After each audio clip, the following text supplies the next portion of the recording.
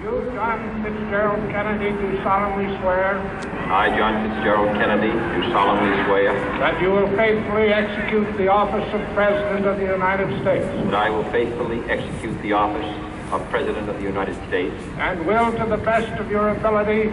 And will, to the best of my ability. Preserve, protect, and defend the Constitution of the United States. Preserve, protect, and defend the Constitution of the United States. So help you God.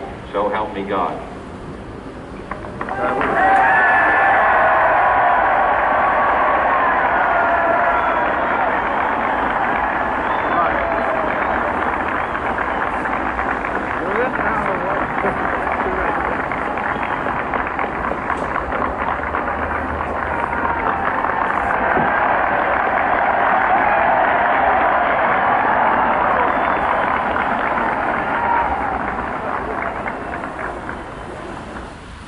Vice President Johnson, Mr. Speaker, Mr. Chief Justice, President Eisenhower, Vice President Nixon, President Truman, Reverend clergy, fellow citizens.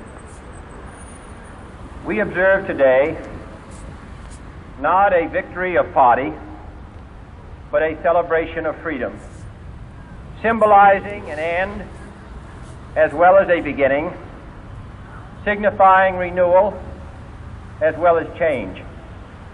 For I have sworn before you and Almighty God the same solemn oath our forebears prescribed nearly a century and 3/4 ago.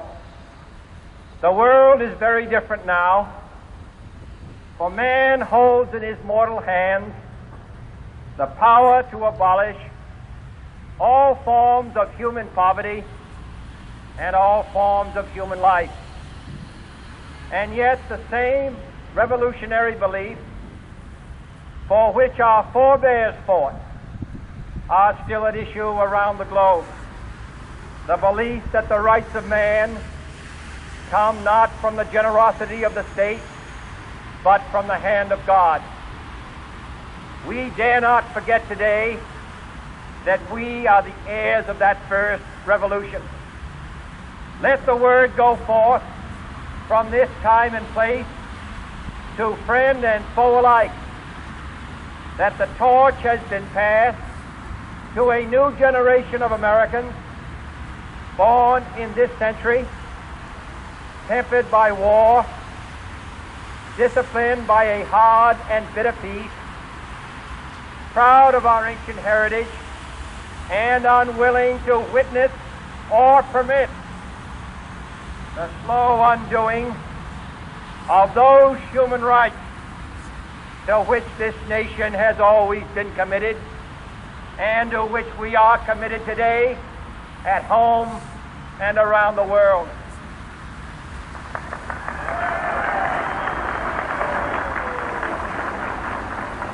Let every nation know, whether it wishes us well or ill, that we shall pay any price, bear any burden, meet any hardship, support any friend, oppose any foe, to assure the survival and the success of liberty.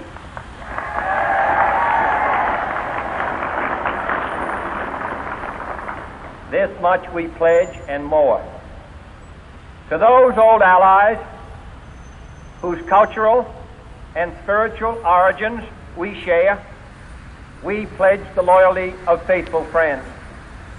United, there is little we cannot do in a host of cooperative ventures.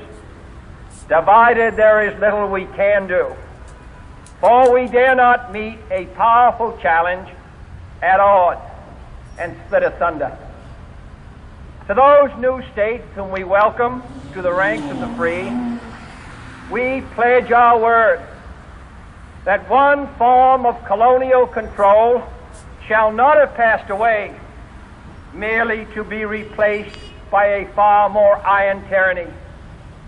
We shall not always expect to find them supporting our view, but we shall always hope to find them strongly supporting their own freedom, and to remember that in the past, those who foolishly sought power by riding the back of the tiger ended up inside.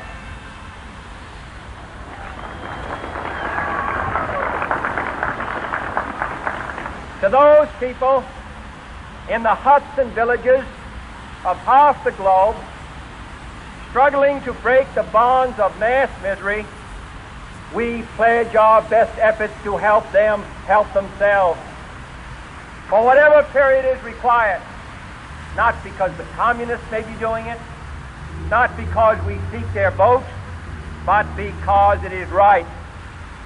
If a free society cannot help the many who are poor, it cannot save the few who are rich.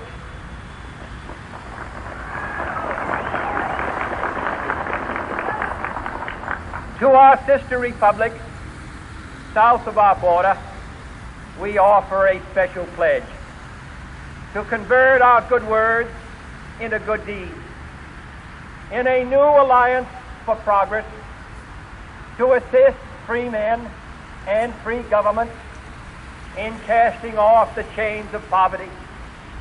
But this peaceful revolution of hope cannot become the prey of hostile powers.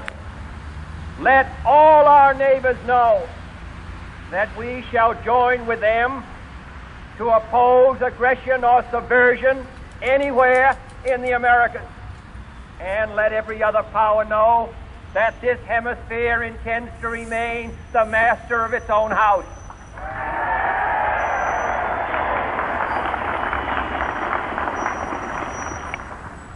To that World Assembly of Sovereign States, the United Nations, our last best hope, in an age where the instruments of war have far outpaced the instruments of peace, we renew our pledge of support to prevent it from becoming merely a forum for invective, to strengthen its shield of the new and the weak, and to enlarge the area in which its writ may run.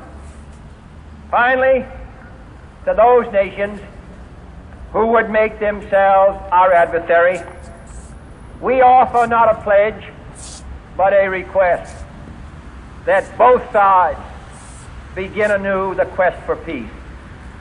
Before the dark powers of destruction, unleashed by science, engulf all humanity in planned or accidental self-destruction, we dare not tempt them with weakness, for only when our arms are sufficient beyond doubt can we be certain beyond doubt that they will never be employed.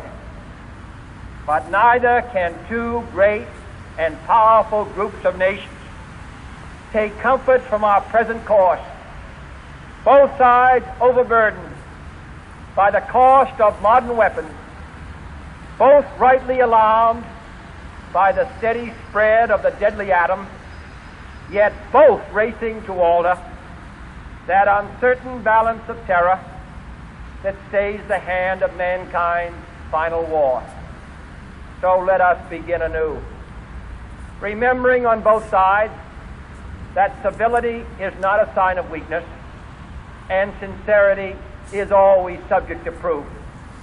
Let us never negotiate out of fear, but let us never fear to negotiate.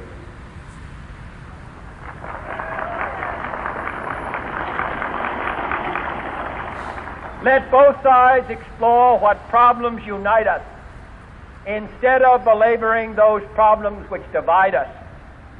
Let both sides, for the first time, formulate serious and precise proposals for the inspection and control of arms, and bring the absolute power to destroy other nations under the absolute control of all nations.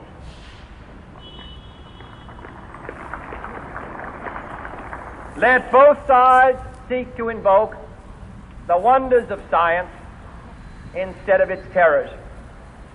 Together, let us explore the stars, conquer the desert, eradicate disease, tap the ocean depths, and encourage the arts and commerce. Let both sides unite to heed in all corners of the earth the command of Isaiah to undo the heavy burden and let the oppressed go free.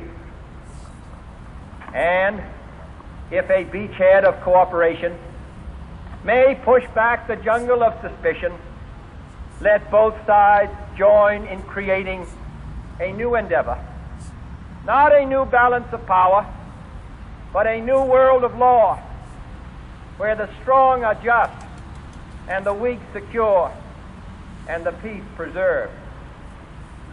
All this will not be finished in the first 100 days, nor will it be finished in the first 1,000 days, nor in the life of this administration, nor even perhaps in our lifetime on this planet. But let us begin.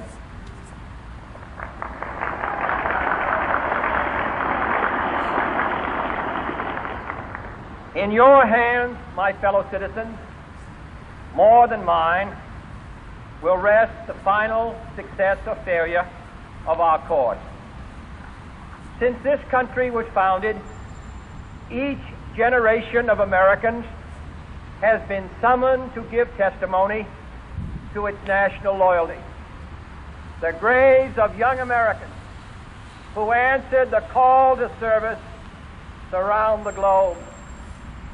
Now the trumpet summons us again, not as a call to bear arms, though arms we need, not as a call to battle, though in battle we are, but a call to bear the burden of a long twilight struggle, year in and year out, rejoicing in hope, patient in tribulation, a struggle against the common enemies of man, tyranny, poverty, disease, and war itself. Can we forge against these enemies a grand and global alliance, north and south, east and west, that can assure a more fruitful life for all mankind? Will you join in that historic effort?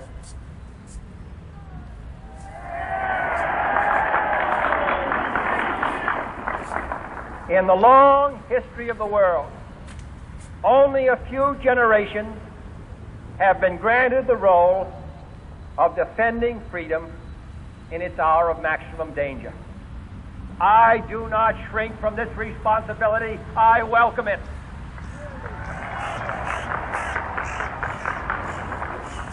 I do not believe that any of us would exchange places with any other people or any other generation.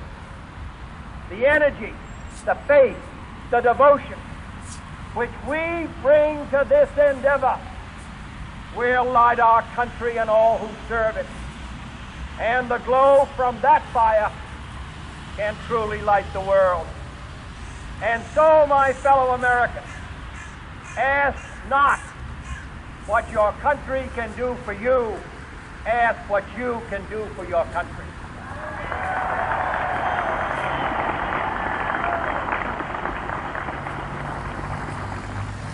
My fellow citizens of the world, ask not what America will do for you, but what together we can do for the freedom of man.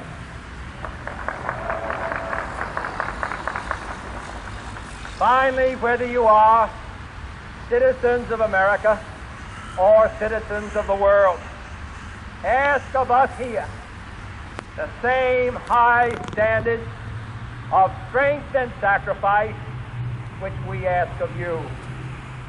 With a good conscience.